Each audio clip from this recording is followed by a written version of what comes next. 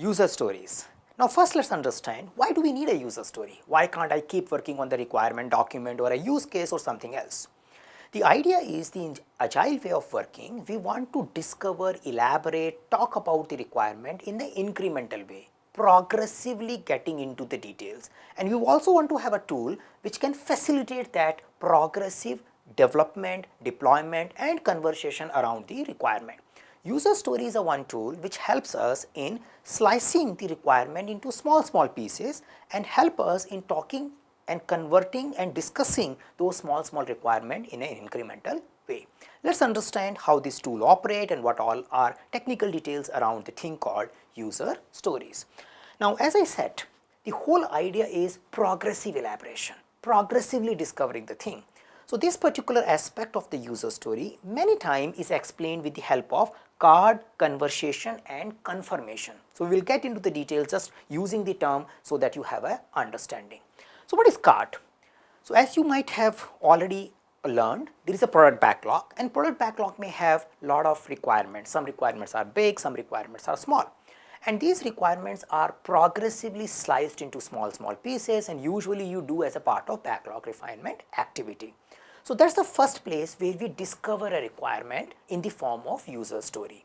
So the user story first get documented that okay, I need something, maybe just discuss, not necessarily creating a document out of it, as a small piece which might be emerging as a slicing of a bigger piece. And that small piece may be just written for our future discussion. That small piece may also not require elaborated discussion at that point in time.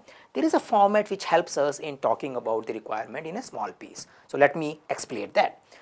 User story usually done in the format of as a particular user, I want to do something so that I achieve some objective. Now you may wonder, why do we need this particular format? Can't we have something else? It's just an example. The intent here is we want to talk about the user story by keeping user in mind. Yeah, a particular user, a particular type of user. We are not saying, oh, I need a login page. That's not a user story. Yeah. So how can a login page can become a user story? You can say, okay, as a person, as a traveler, I want to book a flight, but I don't want to put my other details, my information again, and I want to see other older orders also. So can I just log in and just manage my profile as I did before? So that may become a login user story, that as a traveler I want to log in into the system so that I don't have to put my information again and again. Yeah, that becomes a user oriented story. So in order to create that, we use a format that as a particular guy who wants to do something so that he achieves particular objective. Here I am using an example for a traveler space. If I am creating, say, flight booking system, so I may say, as a traveler, I want to search a flight so that I can find a suitable one. So when we are discussing about a particular requirement, we may discover this particular user story with the help of stakeholder, product owner and other people talking, and they may say, oh, we need something like this because traveler may want to find a flight. And we can say, okay, great idea, let's put it as a user story.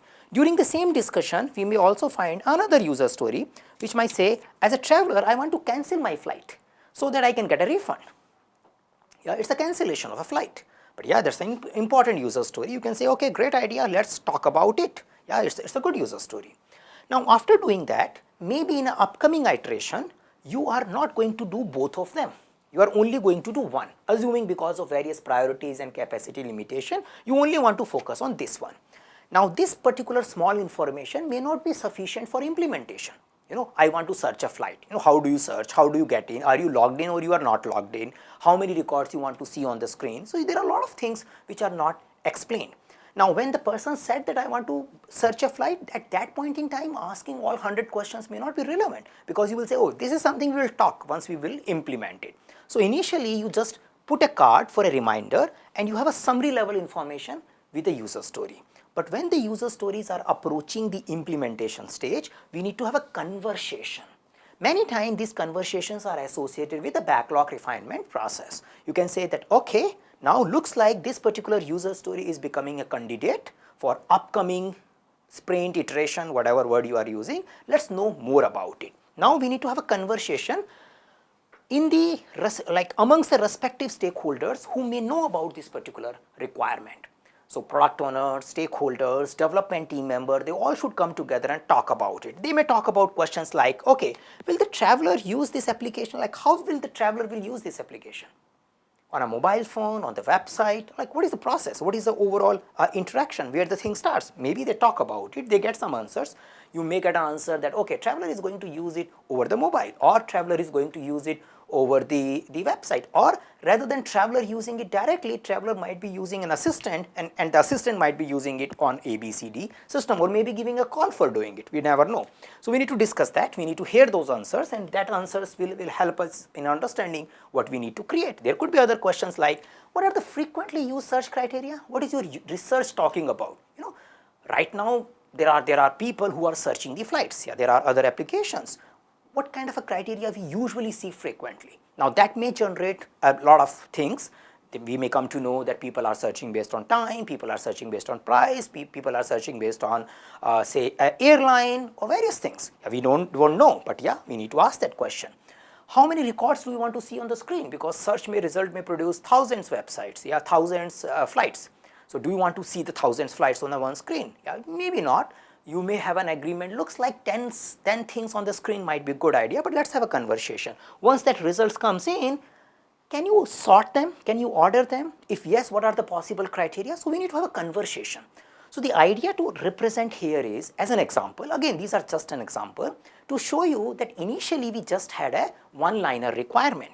And that one-liner requirement was appropriate at that point in time. We don't have to get into the details there. But when we reach a particular point and where the team wants to act on those one-liner requirement, we need to have a detail about it just in time, and that is where we do a conversation as a part of backlog refinement process, or in some cases it could be done in the as a part of your ongoing sprint as well. Depends what is comfortable for the teams. Now once this conversation gets happen, we need to have a summarization. We want to make this particular user story clear-cut, testable enough. We understood it. Now when can I say this is done? So we need to have some criteria which elaborates this requirement or which summarizes this conversation in a nice way, and that is called confirmation criteria. Many of you might hear the word called acceptance criteria. So acceptance criteria are the result of the discussion which we had for a given user story. They are progressively discovered. Not as soon as you discover a user story, you write and discuss all the acceptance criteria. So in this particular case, maybe acceptance criteria could be verify that user can search with the date and time, verify that the user can see the 10 records on the screen, verify that the user can sort on the price, verify that user can be use search for the prices. Again, so these four things, if these are the four criteria, when I am working on the user story, I need to ensure that these things gets implemented and get done when we so that we can have a desired requirement implemented. So what if I summarize the whole conversation, we can say the user story is a tool which helps us in elaborating, discovering and implementing requirements in a small pieces, and this is something is a tool which is starting from the cart. Even inside the user story we have a progressive elaboration. So it's not like a whole user story get elaborated in one go. We use it as a reminder, then we have a conversation, and finally we add the confirmation or acceptance criteria. And even all the refined user story also goes back into the product backlog for the implementation in the upcoming iterations or sprint. Now some of you who might be doing some little advanced study and understanding user story might end up discovering or hearing a term called invest. So what is invest? So it's an acronym which explains the 6 characteristics, and these 6 characteristics represents a good user story. So they can be worked as, okay, not necessarily all user stories are expected to be good, but definitely if I want to work on a given user story in the upcoming week, I want to have a good user story so that I can do it without much of the confusion. So let's understand these 6 elements of invest. So the user story should be independent as much as possible. So what does it mean? So when I have a 3-4 user story, I should be able to find out the one which I want to work on without worrying about the other. So there should be less and less interdependencies between the user story. Now when we have less interdependency, it helps us in prioritizing independently. It helps us in delivering value without adding and attaching it to other user story. If we have too many dependent user stories, then my the delivery size is becoming big because I can't finish or deliver a particular user story to the end customer. In some cases, it might be unavoidable, especially when you are working on the initial months or initial week of a new product. You may have stories which are interdependent, but over a period of time, we need to write, slice, discover the user story in such a way so that they remain more independent from others. So, independent. Negotiable. So, as we have learned, they are elaborated progressively. So, negotiable means do not consider the user story as like a baselining. I need to have a story sign off. Now, you might be hearing these language in your organization. People may talk about we need to have a sign off on the user story before we develop it, and which means once it is done, we never want to do any change into it. Now, if you have that kind of an environment, it might be risky because the tool user story is not that well elaborating the requirement in the document format. Our previous documents were better if you want to have a baselining of a requirement, even a small requirement. So, the way user stories are designed, the way we are writing and discovering confirmation criteria, a lot of things remains vague. A lot of things may require a little bit more elaboration while even you are doing implementation. So, and by design we want to have that. We do not want to have things where we are freezing everything in the advance. So, the idea of a user story is that we can negotiate about changing of an implementation even when the implementation is going on. It is nothing like a signed off. Now, what could be a possible negotiation? A development team may figure it out, looks like the implementation might be becoming difficult, can we remove this particular acceptance criteria and put it into a separate user story? Now, it depends, it is a negotiation. I am not saying it will get accepted, but that is a request.